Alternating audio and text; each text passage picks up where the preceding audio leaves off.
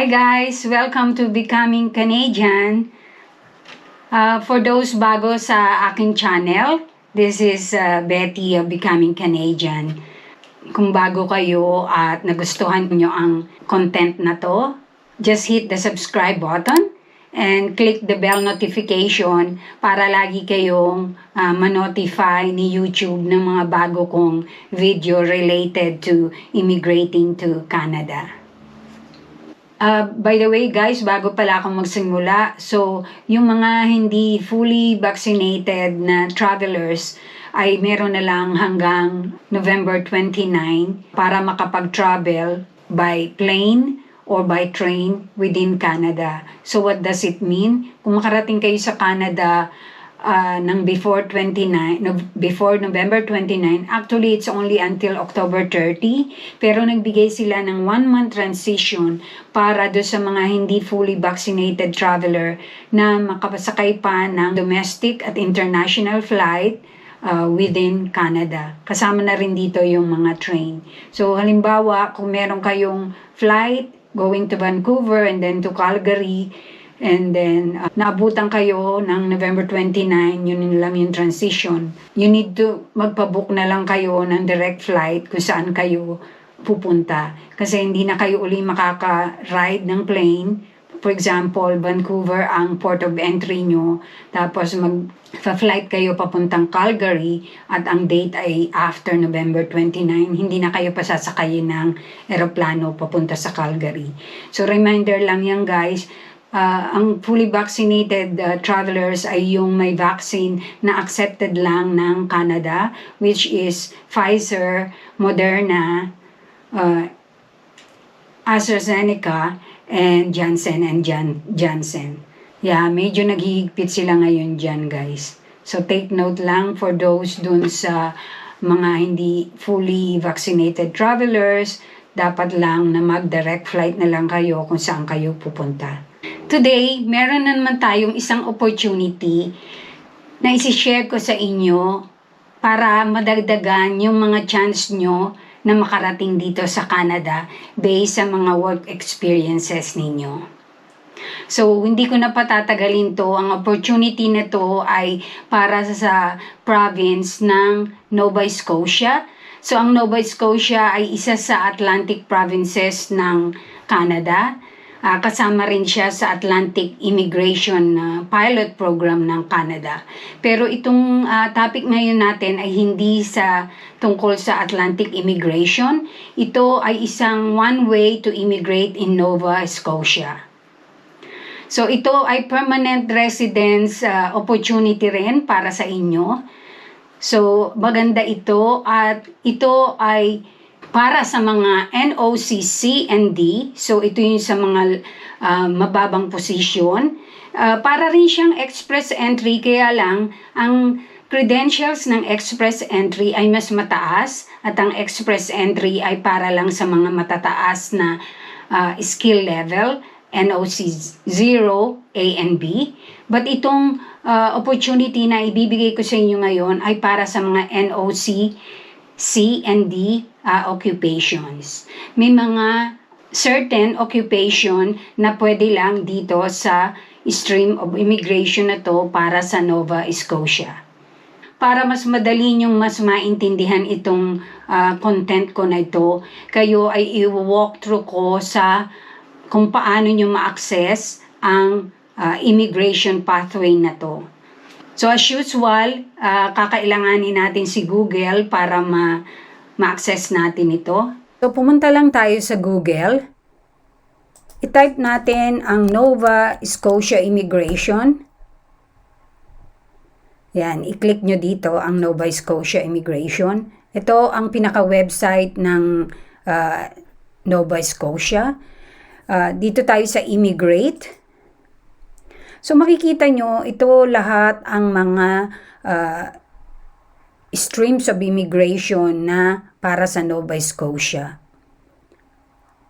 So dito tayo pupunta sa occupations in demand. What is occupation in demand? Stream of immigration to na itinatarget ang NOCC and the occupations na high in labor market demand in Nova Scotia. So, ibig sabihin, in demand ito sa Nova Scotia, NOC, CND. Tulad ng sinabi ko sa inyo, hindi mabigat ang mga requirements dito. So, ano ba ang eligibility para makapag-apply dito sa occupations in demand ng Nova Scotia? Number 1, you should have a full-time permanent job offer from Nova Scotia employer in either NOC 3413, Nurse Aid, Orderlies, and Patient Services Associates, NOC 7511, Transport Truck Drivers, NOC 7521, Heavy Equipment Operator. Pero particular sila rito, hindi kasama ang nag-ooperate ng crane. And NOC 7611, Construction Trades, Helpers, and Laborers, yung mga nagtatrabaho sa construction. Next is have 1 year of work experience related to the job. 1 year lang ang hinahanap nila. You should be 21 to 55 years old. So, although walang age limit sa Canada Immigration, ang Nova Scotia naglilimit lang sila ng 55 sa trabahong ito. Have a high school diploma. Of course, ang high school diploma na to ay equivalent sa Canadian education system. So, hindi lang to basta high school diploma na sa Philippines. Have the appropriate training, skills, and accreditation for the job. So, dapat meron kang training at yung galing mo sa trabaho na to for the job. Kung kailangan ng certification, yun yung accreditation na hinahanap nila. Halimbawa, meron kayong TESDA related sa job, pwede yun. Prove language ability equal to Canadian language CLB4, even if your first language is English. O guys, ang baba ng IELTS nito, CLB4 lang. So, show enough financial resources to successfully settle in Nova Scotia. So, ito yung proof of funds. How to apply? Iko-complete nyo lang ang online application form and include all required information and attachments. So, i-click nyo lang itong apply online para kayo makapag-apply. Meron kayo ritong mga reference. Pwede nyong yung application guide, pag kinlik nyo yan, Occupations in Demand Stream Application Guide, pwede nyong basahin dyan, related, kung meron kayong mga question, related sa mga documents. So, reference nyo lang yan kung ano ang pwedeng mga requirements nyo na isend sa kanila as proof. So, balik tayo dito. Pag kinlik natin ang online, apply online, kailangan mag-create kayo ng account. Katulad ng ibang immigration stream, kailangan mag-create kayo ng account. Sabi dito, once you determine that you qualify for a Nova Scotia nominee program stream, the next is to apply. Kaya guys, ang lagi kong advice sa inyo, kumplituhin nyo ang mga requirements nyo. So, ang online application process, create account, fill out application, print a copy of your records, application and attachments are not viewable after submission. So, pagkatapos nyo matapos yung application nyo, i-print nyo kasi hindi na siya viewable, hindi nyo na siya pwedeng balikan. Attach supporting documentation, submit, and wait to hear from us. Take note this guys, it may take us 3 months or more to review a complete application. So don't worry, nagsabi naman sila na 3 months or more para ma-review nila ang complete application. So ang average time to complete application ay 60 minutes. Kaya I advise na kung mag-a-apply kayo, make sure na libre kayo ng 1 oras para hindi ma-interrupt yung application nyo. Kapag kinlik ko to, pupunta tayo dito sa part ng website, click nyo lang ang English, at dyan. Don't have an account, create one here. So, pag kinlik nyo yung create account, accept nyo lang ang privacy notice at hihingan na kayo ng email address dito at password at dyan pwede na kayong mag-continue. So, hindi ko lang ito maklik ngayon dahil hindi naman ako mag-a-apply. So guys, yun lang, napakasimple ng pag-a-apply sa occupations in demand ng Nova Scotia.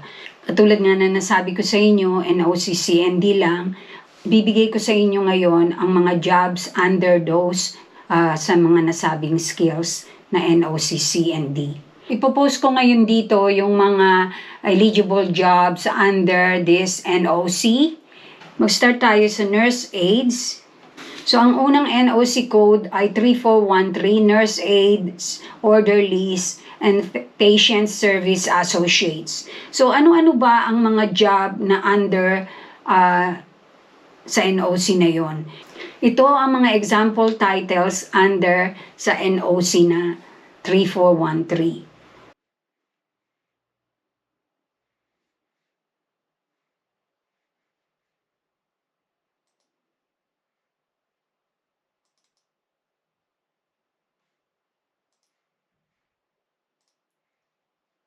So guys, yun yung mga under sa NOC 3414. So ano naman ang under sa transport truck drivers, which is NOC 7511?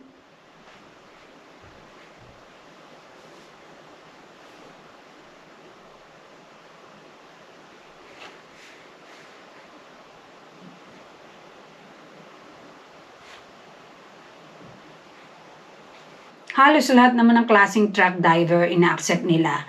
So, i-check nyo na lang dito kung related yung experience nyo.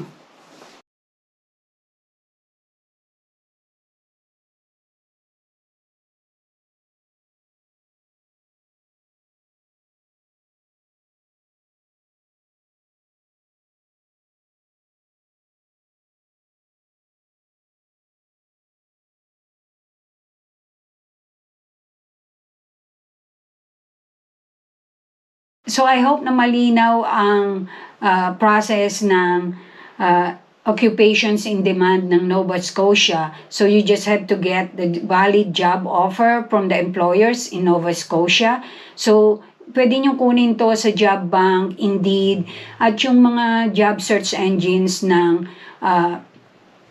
Canada.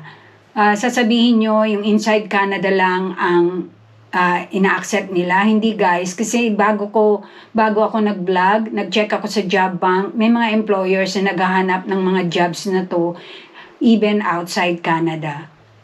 So, kailangan nyo lang talagang magtiyaga. Sabi nga nila, kung may tiyaga, may nilaga. So, ngayon, kung hindi kayo magtsatsagang maghanap, I think hindi kayo makakarating at hindi kayo makakakuha ng job papunta dito sa Canada.